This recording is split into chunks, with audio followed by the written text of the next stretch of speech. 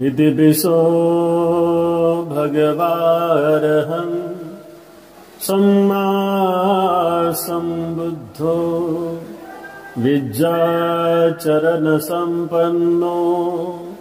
सुगतो लोकविदो अनुत्तरो पुरिसधम्मसारथि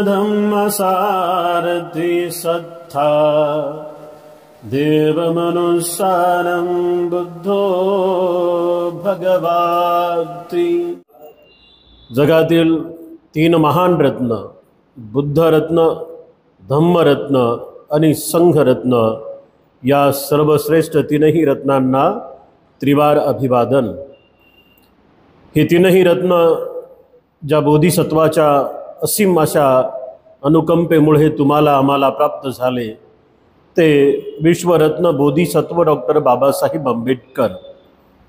बाबासाहेबांच्या संपूर्ण धम्मक्रांतीमध्ये स्वतःला समर्पित करून उपस्थित सज्जन उपासक आणि उपासिकांनो, आपल्या वर्षावास धम्मपर्वातील धम्मसंस्कारामध्ये गेल्या काही दिवसापासून आपण 37 बौद्धिपाक्षीय धम्मातील जो अतिशय महत्त्वाचा उपदेश तथागतांचा आहे, सप्त बोधांग अर्थात 7 ज्ञानाच्या अवस्था, 7 बोधांग, यातील 2 बोधांग आपण खूप चांगल्या पद्धतीने ऐकलेले आहेत। आज तिसरं बोधांग आपण समजून घेण्याचा प्रयत्न करूया, ज्या बोधांगाला म्हणतात वीर्य बोधांग। हे वीर्य बोधांग कशा पद्धतीने काम करतं आणि या वीर्य बोधांगाची 7 बोधांगा म्हणजे काय आवश्यकता आहे हे आपण आज जाणून घेण्याचा प्रयत्न करूया।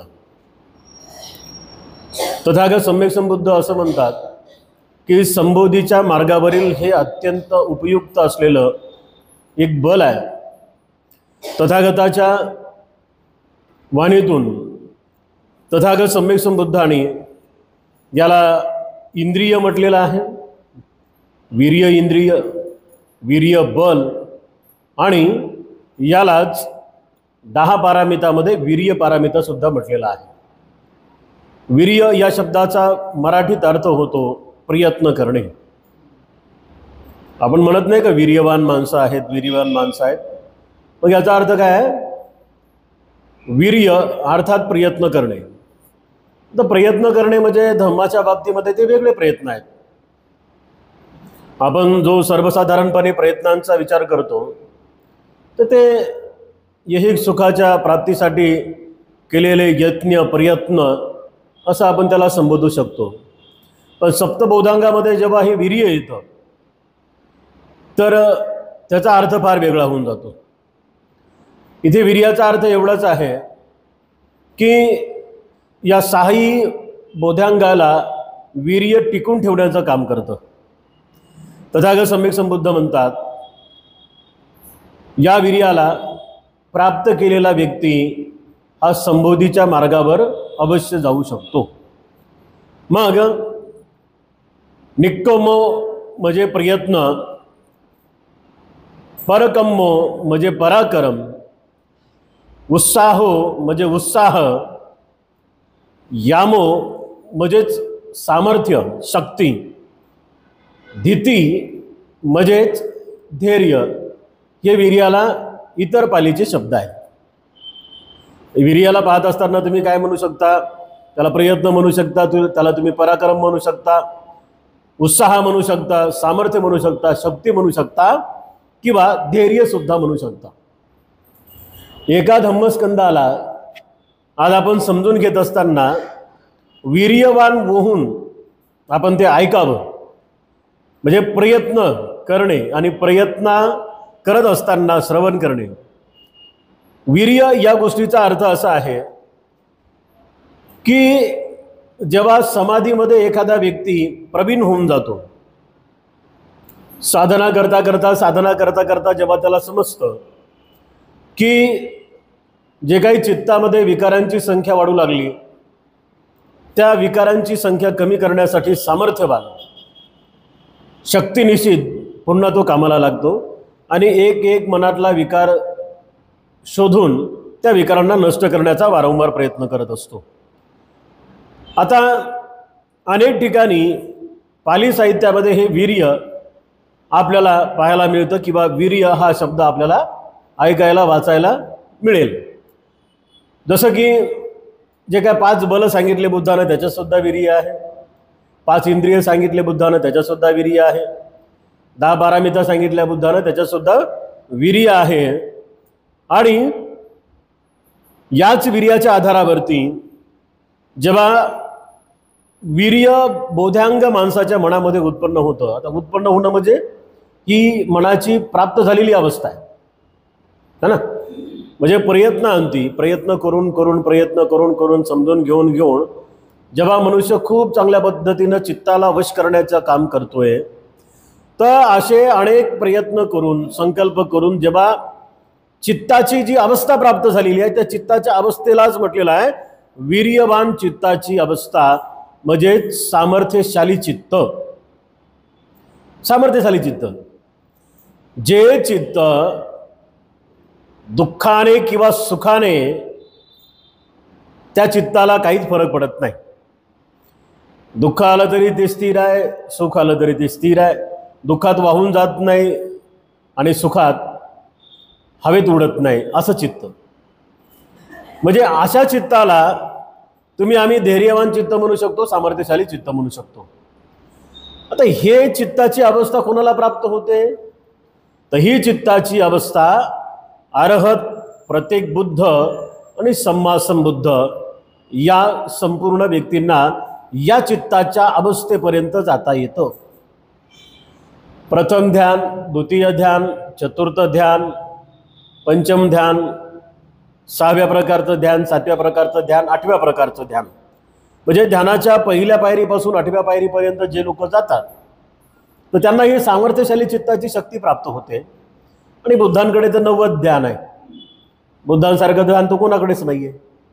म्हणजे बुद्धानं डोळे बंद केले की एका सेकंदामध्ये अख्खं ब्रह्मांड पाहू शकतात, एवढी बुद्धाच्या चित्ताची सामर्थ्यशाली अवस्था आहे का नाही. तर म्हणून ही सामर्थ्यशाली चित्ताची अवस्था निर्माण करत असताना साधनेच्या स्वरूपामध्ये जेव्हा वीर्याला आपण समजून घेतो, वीर्य बोधांगाला, तेव्हा खऱ्या अर्थाने जे काही इतर बोधांग आहेत तर ते बोधांग किंवा त्या ज्ञानाच्या अवस्था वीर्य मागे जाऊ देत नाही. म्हणजे तुम्ही स्मृतीमध्ये कमी पडतायत, तुम्ही धम्मविचयमध्ये कमी पडतायत, तर वीर्य तुम्हाला सपोर्ट करते. वीर्य तुम्हाला सपोर्ट करते.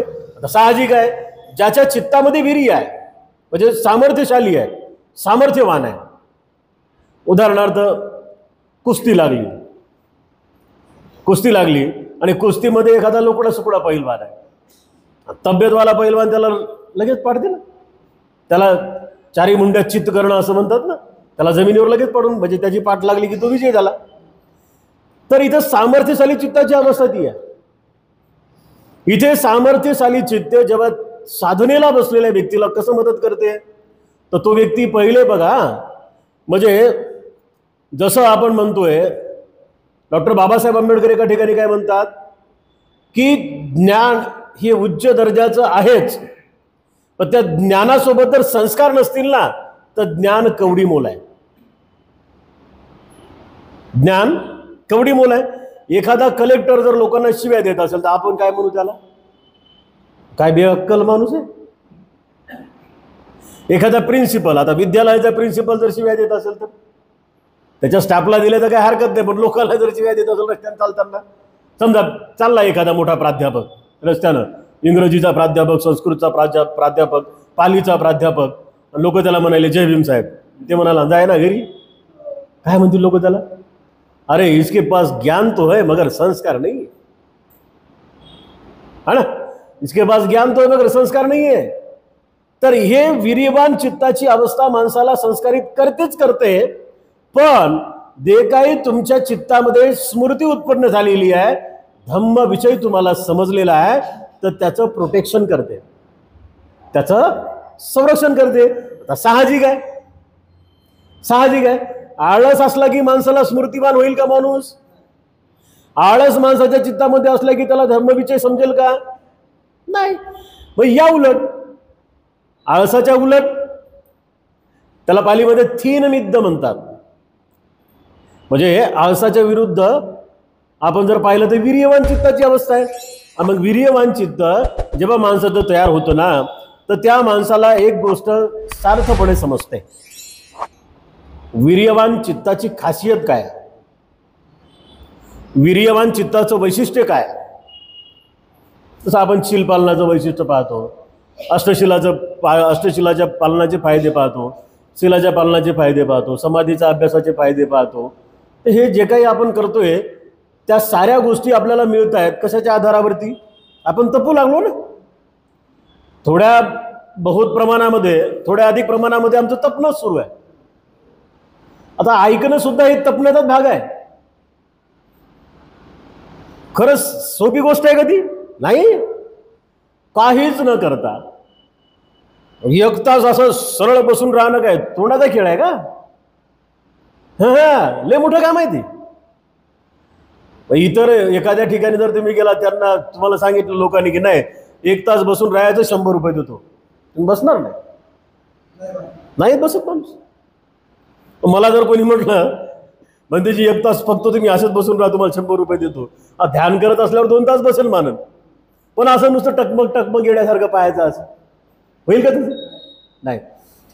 मग कुशल चित्ताच्या अवस्थेचा, वीर्यवान चित्ताच्या अवस्थेचा जो काही परिणाम माणसाच्या शरीरावर होऊ लागलाय, काया वाचा आणि मनावरती होऊ लागलाय, तर ते वीर्यवान चित्ताची अवस्था जेव्हा माणसाच्या मनामध्ये प्राप्त होते किंवा माणसाचं चित्त वीर्यवान होऊन जातं, त्याला एक गोष्ट सार्थपणे समजते. ती गोष्ट अशी आहे की कुशल कर्माचे लाभ त्याला समजतात. ध्यानाला बसणे कुशल कर्म आहे, श्वासोश्वासावरती लक्ष ठेवणे कुशल कर्म आहे, ध्यान साधना करत असताना विकारांना समजून घेणे, विकारांना नष्ट करणे हे कुशल कर्म आहे. थीनमिद्ध चित्ताची अवस्था पार करून त्या चित्तामध्ये उत्साह, सामर्थ्य, पराक्रम या साऱ्या गोष्टी प्राप्त करून देणे हे कुशल कर्म आहे. आणि जेव्हा त्याला सार्थपणे समजते तेव्हा तो अधिक वीर्यवान होऊन जातो. आता हे एक आधुनिक काळातलं तुम्हाला उदाहरण देतो मी.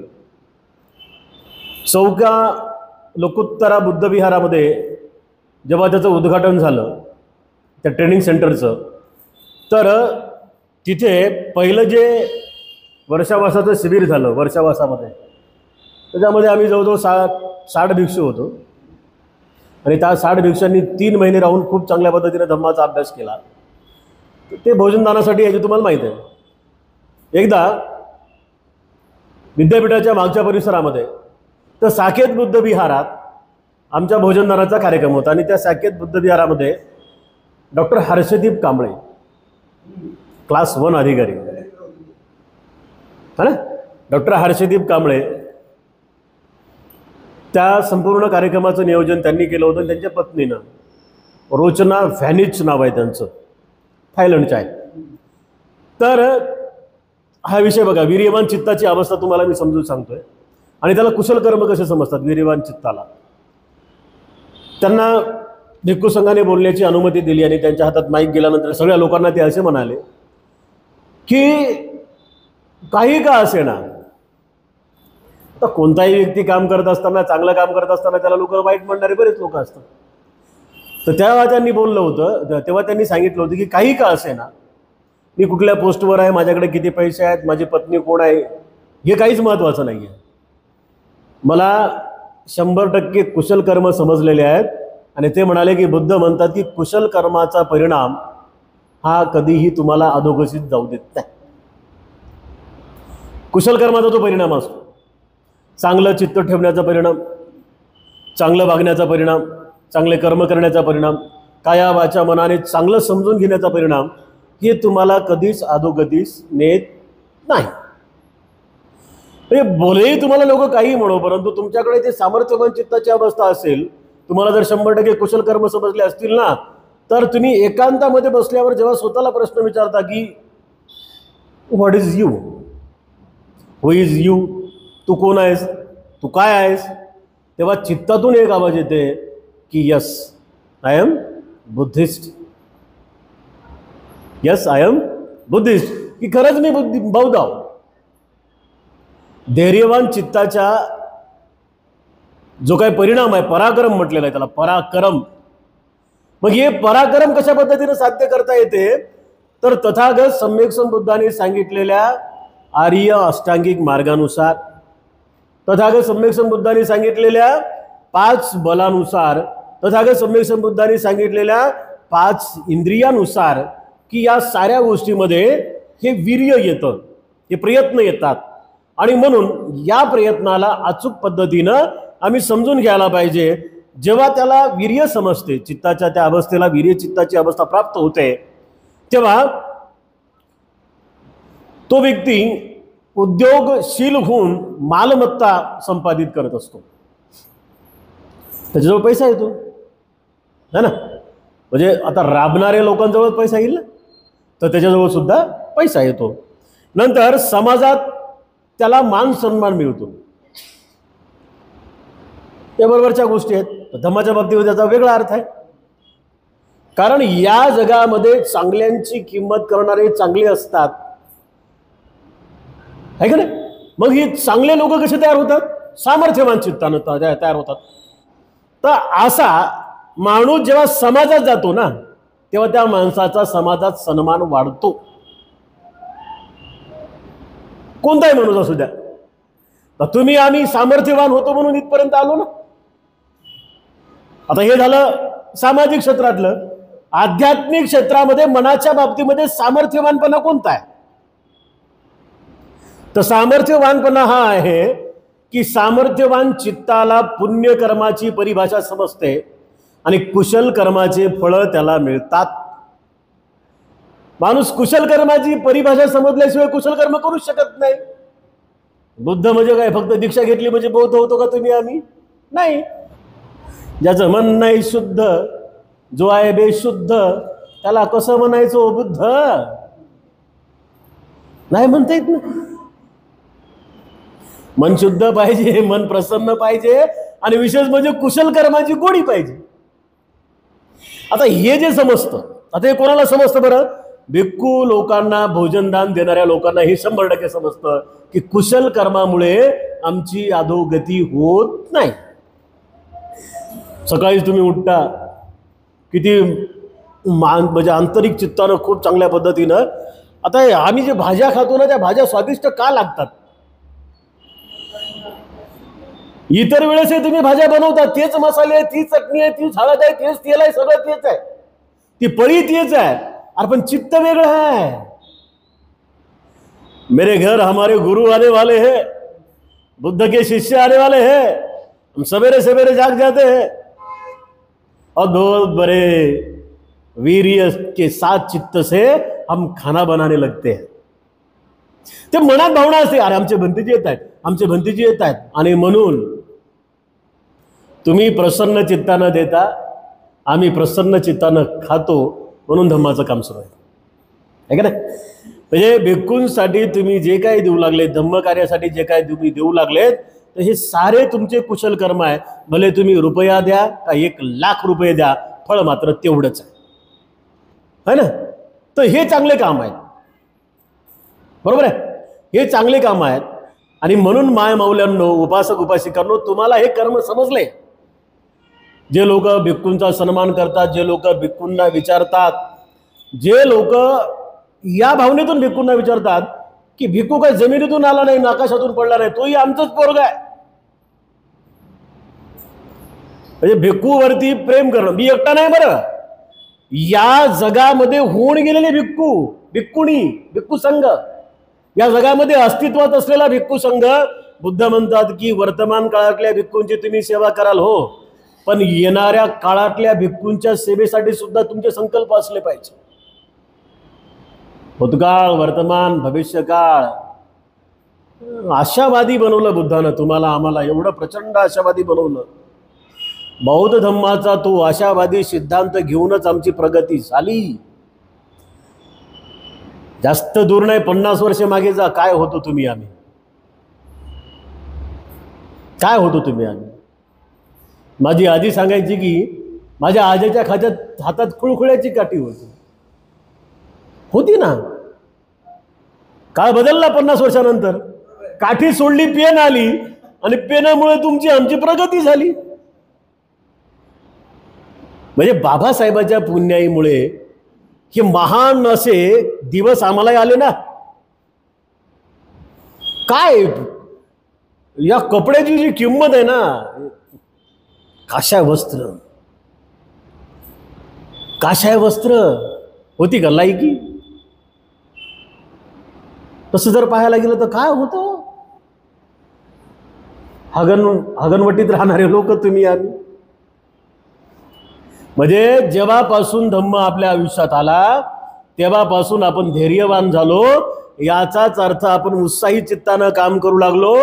सामाजिक तर प्रगती झालीच झाली, पण आध्यात्मिक पण प्रगती झाली. या जगामध्ये तुम्ही आम्ही वेगळे का आहोत त्याचं कारणच हे आहे की आम्हाला बुद्ध धम्म समजला. गरीब श्रीमंतीचा भेदच नाही, गोरं काळ्याचा भेदच नाही इथं, खुजं लांब याचा भेदच नाही इथं.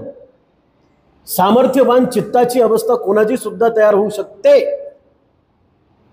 एक बोधिसत्व आपलं सर्व घरदार सोडून जेव्हा राजगृहात आला तर राजगृहात ऑफर होतीच ना. हो, नहीं जाने का उधर, कपिलवस्तु में नहीं जाने का, यहीं पे रहो, क्या लगता है बोलो, चाहिए तो मेरी बच्ची भी ले जाओ. कोण म्हणाला? बिंबिसार. अर्ध राज्य घेऊन माझ्या मुलीसोबत लग्न कर. केलं का ते?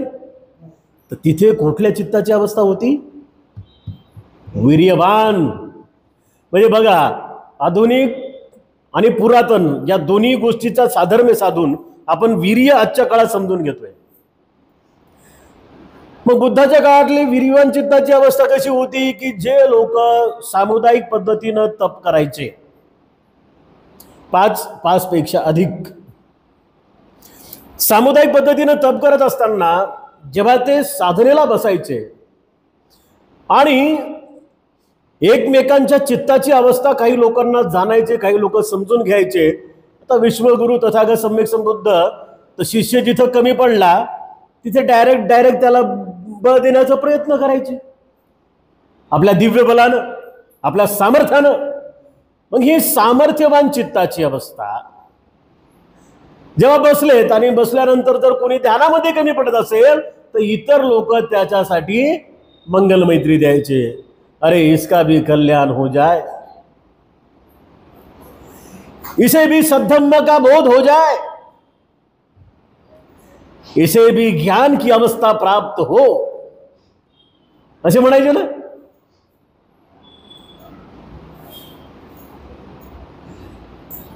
गुरुजीचा एक शब्द ऐकला का तुम्ही? विपස්සना करणाऱ्या लोकांनी ऐकला असेल. यस, मुझे जो चित्त की अवस्था प्राप्त हुई है उसी चित्त से मैं सभी मानव जाति के लिए मंगल मैत्री करता हूं. अहं अवेरो होमी अव्यापज्जा होमी सुखी यत्तान. कसं काय शक्य आहे? कसं काय शक्य आहे? म्हणजे माझ्याकडे जे काही सामर्थ्य आहे ते सामर्थ्य मी तुम्हाला देऊ शकत नाही, तुमच्याकडे तर सामर्थ्य मी घेऊ शकत नाही, माझे पुण्यकर्म मी तुम्हाला देऊ शकत नाही, तुमच्या पुण्यकर्माचा मला फायदा होणार नाही. मग हे चाललंय कसं काय? इथे व्हायब्रेशन काम करतात, इथे तरंग काम करतात आणि चांगले तरंगामध्ये वावरणारे लोक सदोनी चांगलेच राहतात आणि त्यांच्या चित्ताची अवस्था वीर्यवान चित्ताची अवस्था होऊन जाते. इथे एक गोष्ट लक्षात ठेवा, बुद्ध काळात जेव्हा आपण लोक पाहतो किंवा बाबासाहेबांच्या धम्मक्रांतीमधले काही लोक आपण जेव्हा पाहतो तर तेव्हा त्या लोकांची जी काही प्रगती झाली ती फक्त आणि फक्त ये वीर्यवान चित्ताच्या अवस्थेच्या प्राप्तीमुळे त्यांची प्रगती झालेली आहे. आणि बुद्धाचा धम्म हा शाश्वत आहे, 50 वर्षासाठी नाही, तो 100 वर्षासाठी नाही, तो 1000 वर्षासाठी नाही, तो 50,000 वर्षासाठी नाही, शाश्वत स्वरूपातला आहे. सनातन फार पूर्वीपासून सुरू आलेला आहे. सनातन येस धम्मो सनातनो सब्ब पापस्स अकरणं कुशलस्स उपसंपदा सचित्त परियोदपनं एतं बुद्धान शासनं येस धम्मो सनातनो. बुद्ध काळातल्या लोकांकडे आपण जर बघितलं किंवा 27 बुद्धाच्या काळातल्या लोकांकडे जरी आपण बघितलं, 28 बुद्धांच्या काळातल्या लोकांकडे, तर त्यांची तीच समजूत होती की सब्ब पापस्स करणं कुशलस्स उपसंपदा सचित्त परियोदपनं एतं बुद्धान शासनं येस धम्मो सनातनो. कुठल्याही प्रकारचे वाईट कर्म करू नका, विचार करू नका, तसे कार्य करू नका. सदैव स्वचित्ताला परिशुद्ध करा, चांगले कर्म करा. हा बुद्धाचा मार्ग आहे आणि हा सनातन मार्ग आहे. म्हणजेच हा तन्नंकर बुद्धांपासून सुरू झालेला मार्ग आहे, तर सिद्धार्थ गौतम बुद्धापर्यंत आलेला मार्ग आहे. आता याला कई करोडो वर्ष लागलेत.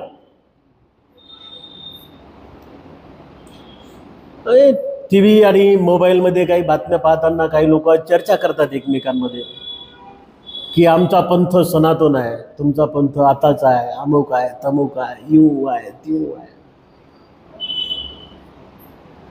धर्म और पंथ सनातन नहीं हो सकते. धर्म और पंथ सनातन नाही होत.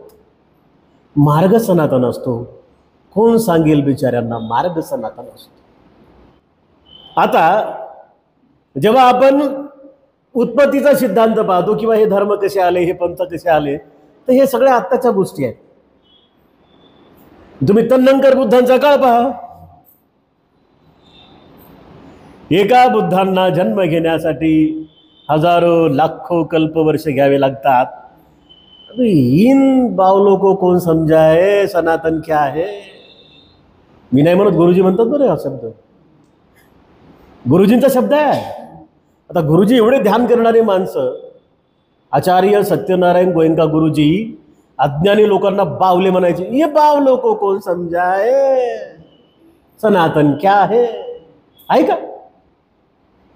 आता त्या माणसांना म्हणजे आचार्यांना, त्या गुरुजींना या 4 पदापैकी एखादं पद तर 100% असेलच. श्रोतापन्न तर असतीलच, श्रोतापन्न तर असतीलच, 1000% श्रोतापन्न असतील. श्रोतापन्न व्यक्ती समाजाला सुधरवत असताना म्हणतोय कि सनातन क्या है, और जो खुद को सनातन कह रहे हैं वो बावलों को कौन समझाए कि सनातन क्या है. गुरुजी कह रहे भाई, मैं नहीं कह रहा. याचाच अर्थ असा माय माऊल्यांनो, उपासक उपासिकांनो, की आम्हाला धैर्यवान चित्ताच्या अवस्थेची ही परिकल्पना समजली पाहिजे, पराक्रम समजला पाहिजे. आणि हा पराक्रम तुम्हाला आम्हाला असं सांगतोय की सदैव कुशल चित्ताची उत्पत्ती करा. आणि त्या कुशल चित्ताच्या उत्पत्तीनुसार सद्धम्माची जाण राखा, अधिक धैर्यवान बना, संकल्प करा. आज ना उद्या आम्हाला मार्ग मिळणार आहे. मिळालेला मार्ग समजणार आहे. समजलेला मार्ग चित्ताची खूप चांगल्या पद्धतीनं परिशुद्धता करणार आहे. तथागत सम्यक संबुद्धांची ही वीर्य जी काही चित्ताची स्थिती आहे, तर त्यामध्ये आणखी एक गाथा खूप छान पद्धतीनं आपल्याला समजून घेता येईल. तर ती गाथा आपण रोज म्हणतो. ज्या ज्या लोकांना वंदना पाठ आहे ते लोक सगळे ती गाथा म्हणतात. काय म्हणतो आपण? नता वता धम्म धरो या वता बहुभासती. आगे क्या है? योच अपंपि सुतवानं धम्मं कायेन पश्यति सवे होती यो धम्म नप्पमज्जति. काय सुंदर मार्ग आहे बुद्धाचा. म्हणजे हे 1000 जन्म बाबासाहेबांच्या चरणावरती. काय कल्याणकारी सद्धम आहे बाबासाहेब.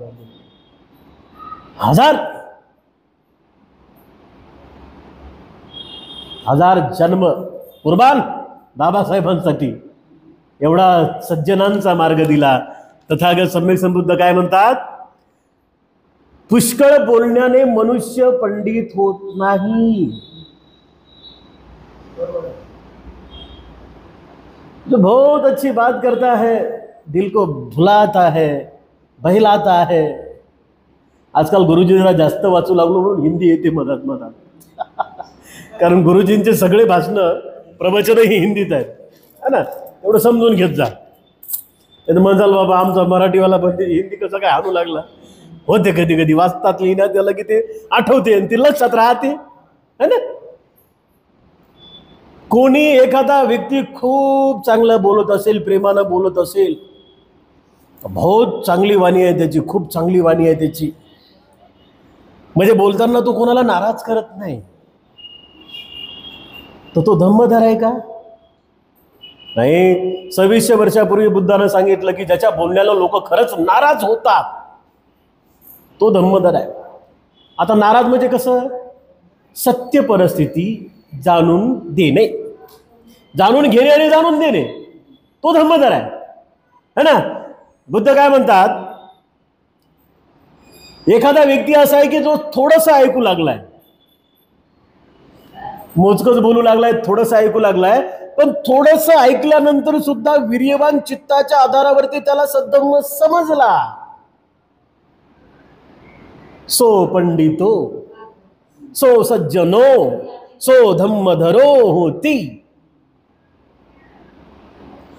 तो तेवढ्याने धम्मधर झाला, तो तेवढ्याने ज्ञानी झाला, तो तेवढ्याने पंडित झाला, तो तेवढ्याने महापंडित झाला, आणि तोच तेवढ्याने धम्मधर झाला, धम्मवान झाला. याचाच अर्थ असा आहे की प्रत्यक्ष आचरण करणाऱ्यालाच पंडित किंवा धम्मधर म्हटलं जातं. धम्म साधनेत किंवा धम्म आचरणामध्ये असावधपणा चालत नाही. असावधपणा करणारा व्यक्ती धम्मधर होऊ शकत नाही. आणि म्हणून उपासक आणि उपासिकांनो, धम्मपद पाहत असताना आपण चूलकाल, मध्यम काल, महाकाल या 3 बांधवांची कथा पाहिली होती. 2 मिनिटात ती कथा सांगतो आणि धम्म संस्कार समाप्त करतो. श्रावस्तीमध्ये ते व्यापारी बंधू असतात 3. मोठा महाकाल आहे, मधला मध्यम काल आहे आणि सगळ्यात लहान चूलकाल आहे. 500 गाड्यावरती सामान टाकणे आणि त्या गाड्यांचे सामान नेऊन विकणे. श्रावस्तीमध्ये एकदा गेले, बुद्धांचं दर्शन झालं. चूलकाल आणि महाकाल तथागत सम्यक संबुद्धांच्या प्रवचनात बसला. महाकालला ज्ञान उत्पन्न झालं, महाकालला तथागत सम्यक संबुद्धाचं ज्ञान समजलं, चिवर घेतलं. आता मोठ्या भावाचं पाहून लहान्या भावाने चिवर घेतलं. दोन्ही जणी चिवरात राहू लागले. चूलकालनं चिवर घेतल्याबरोबर त्याच्या मनात असं आलं की चला घरी जाऊ. दुविधा मनाची अवस्था, घरी जाऊ. झाले तसंच दोघे भाऊ साधना करू लागले, पण एकाच्या मनात दुविधा मनाची अवस्था होती चूलकालच्या. महाकाल तपला तपला तपला स्मशानात जाऊन जळणाऱ्या प्रेताचं निरीक्षण करून साधना करायचा. आरत झाला. आरत झाल्यानंतर एकदा त्यांच्या घरी भिक्खू संघाला भोजनदानासाठी बोलवलं. मोठी श्रीमंत लोक ना, 500 गाड्यां त्याकडचे व्यापारी घरी गेले. घरी गेल्यानंतर त्यांच्या बायकांनी त्यांना भोजन दिलं. पूर्वीच्या बायका ज्या होत्या, तर महाकाल हा अर्हत झालेला होता, चूलकाल इधर ना उधर. मग तिथे तथागत सम्यक संबुद्धांचं प्रवचन झालं. तथागत सम्यक संबुद्धांनी या दोघांना तिथेच ठेवून भिक्खू संघासमवेत ते श्रावस्तीला आले. काही काळानंतर